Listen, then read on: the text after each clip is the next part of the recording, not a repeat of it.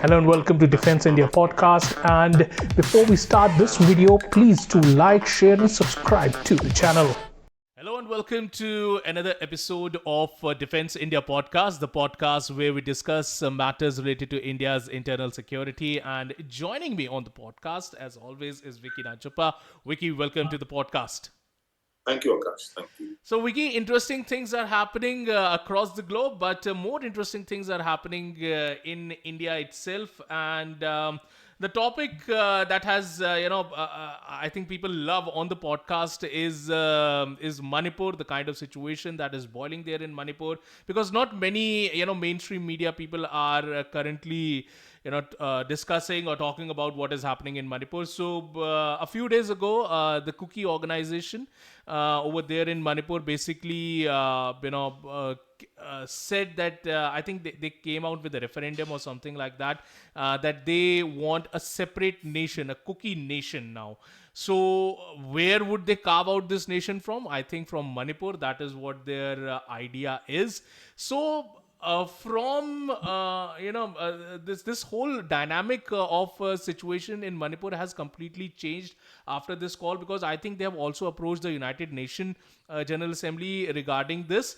So what exactly are their demands now? Because firstly, it was just based out of because a High Court decision said that Métis could also be a part of SC and ST. That is how the situation got worsened, and now it is like the cookies are demanding for a separate nation. So where does it go from here?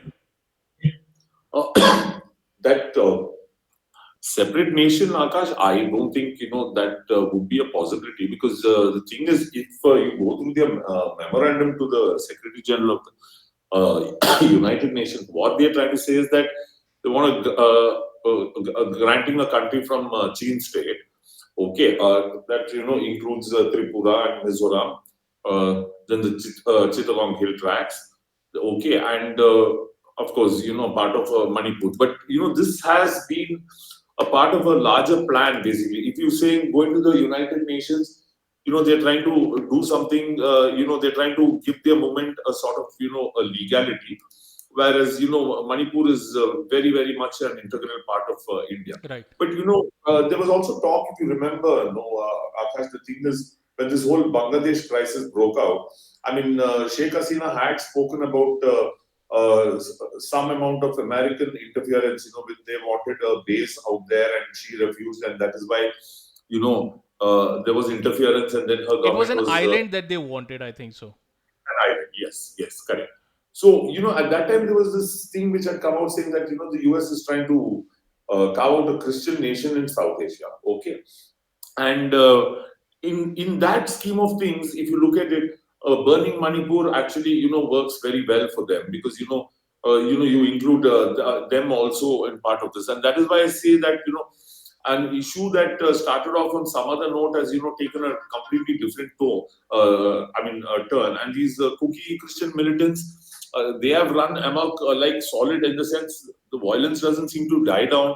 There's still, curfews being imposed in certain parts of Manipur. So this is to keep the whole issue on boil, and it is not they who are functioning or thinking within their head. It is an external force, as we had always discussed. There is a deep state behind it, and of course the role of Pakistan, many angles. That is what is happening. And now they are trying to take this memorandum forward to the United Nations. So there will be if the UN decides to take it up, there will be a discussion on the world stage. If this is taken up for discussion, so issues gone from something very hyper local to local, and then going full blown into an international kind of debate. Like what happened in the case of Jammu Kashmir. These people keep on going to the United Nations asking for a separate administration or separate country and things like that.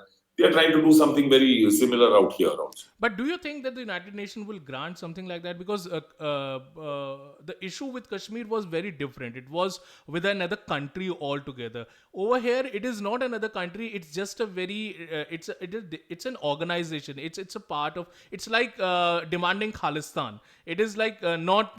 It is not like another country is demanding anything. It's another set of radical people who want to break the country. So, do you think that United Nations will entertain these kind of people? Hopefully not, Akash. But if I see the track record of the United Nations, sometimes they can do certain things, which can be very, very surprising. Currently, I think there will be a lot of pressure under them not to take this up at all, because this is not a valid demand in the first place. That is one thing, and uh, and even if they take it up, it is going to be a real irritant. I'm not saying that anything is going to come out of it, because I think we are perfectly capable of guarding Manipur, and making sure that it remains an integral part of our country all the time. There is this violence which is happening, which is extremely troubling. It is not letting the proper functioning of a state to take place. That's one thing. There is a lull, and then there is sudden amount of violence, and all these things to keep happening. But issue is, if they take it up, then it is going to blow up into a different issue, with many other countries interfering. Of course, there'll be China who will talk on it. There'll be the US which will talk on it. US anyway has grand plans around this area out there. So that is the one thing. Let's just hope that they don't take it up, Akash, because I would say it's a 50-50. They whether the United Nations will take it up or not. Right, and of course, as far as the Modi government is concerned at the center, I think they would also be watching it very keenly at the United Nations. But of course, the government is also trying to solve this whole issue via dialogue. There were reports that they are planning. There was going to be a joint session meeting between the Kuki, the Naga, and the Meitei MLAs. Unfortunately, that did not happen. But the government of India did, the MHA, basically did conduct two separate meetings, one with the Kuki MLAs, another with the Naga and the Meitei MLAs. So, though the Indian government is trying on its level to counter the kind of situation that is there currently in Manipur, but on the ground the situation is very different. I think because these elements are not ready for a dialogue. I think they're playing a two-pronged war over there. They are sending their MLAs to New Delhi to hold these discussions, but the militant side of these people, they are continuing their attacks, because I think recently there was another attack in Churachandpur. Yeah. See, now the thing is, what? It's actually, I mean, it could be seen both ways. One, I would, feel a little more confident, because talks are still going on. Right. Okay, it's not like, talks have completely broken down, and one side is not talking to the other at all. Even if the Kuki MLAs are going there, I mean, which means there is a channel that is still open there for talks. That is one. If you look at it, the violent side of it, which remains unabated, it keeps going on, and things like that. There could be two reasons for that, Akash. One is, when there is violence, you tend to build up the pressure on the government. Okay, that is one thing. So that you get a more pound of the flesh you want out there. So that is one way of looking at it, saying that the violence and the protests, the agitations, all that are a kind of a bargaining chip for all these people, so that they get a better share in whatever they are asking for. That's one. The other thing is, there could be these MLAs who are actually going with an open mind. They also want to put an end to the violence, but then there is a section of the Kuki militants out there who may have been compromised at the end of it. It's like there's no coming back. Either it could have been monetary gains, or the deep state, or some other interest country is Right. pumping in money. So they are at a point of no return. They have no choice but to go ahead with the violence. Right. So that is one. There are two ways of looking at that. Right, Vicky. But at the end of the day, it's the people of Manipur who are, suffering. I think it's more than a year now that the violence broke out. There have been, continuous, sporadic violence that has taken place. Schools have been closed, internets have been banned. So it's not just that the people are over there enjoying this kind of situation over there. Nobody enjoys violence, to be very honest, because at the end of the day, it's only these fringe elements that are creating nuisance across the state, and the people who just want to earn their honest livelihood, or just want to go to their offices, work, and come back home to their families. They are these are the people that are getting hurt. But at the end of the day, this situation is very far from dying out. So why one question arises, that why isn't though AFSPA is has been there in Manipur for quite some time, why there is no strict military action against these cookie elements that are creating these kind of nuisance? See, I think it's a very deliberate way of doing this, Akash, because you know what the thing is. Cookies at the end of the day, the army is not really, I would say, used much, resolving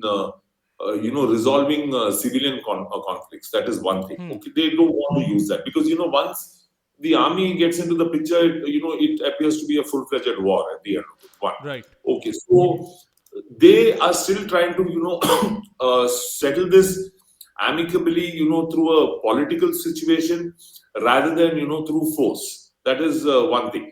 And it can always go, two ways, Akash. The more force you put, they could get more aggressive. That is one. Okay. Or, you put force and, at what cost are you going to put this whole, problem down? That's another thing. So, army will always be the last resort. And that is why, if you look at even, Jammu, Kashmir and things like that, when there is a civilian conflict, earlier, the army was used out there, but they tried their level best to make sure that, things are sorted out through the local police and, things like that. And that is why, despite AFSPA being there and, despite the army being deployed around there, that is not an option that they are, using very generously, because they are still looking for a political solution to the problem. Because at the end of it, that is the one which will stick. By force, if you do something, there'll be a uprising some other time later also. So I think the best approach which has been taken, that not trying to resolve this conflict through force, but through dialogue. Right. So I think, but dialogue has taken way too long, Vicky. Don't you think that sometimes you have to put down the pen and have to pick up the hammer? Yeah, I somehow feel, the dialogue, I agree, it has taken way too long, but, usually it does. I mean, now with the interference from outside, it will definitely take longer. That is one thing I will say. That, even if two sides sit together and they're coming to some kind of a solution, there will always be some external force which will, come and try to trigger it. Like, what we keep seeing in the case of Pakistan, every time there is an outreach, if you see, the Prime Minister visited Nawaz Sharif, and then immediately after that, there was a Pathankot. Okay, Right. so then uh, the talks derailed after that. Then there was 26/11. And then, Prime Minister Vajpayee, I mean, he took bus to Pakistan, and then, there was Kargil war after that. So there Right. is always, in these kind of situations, there are always these external elements which will not let things sort down.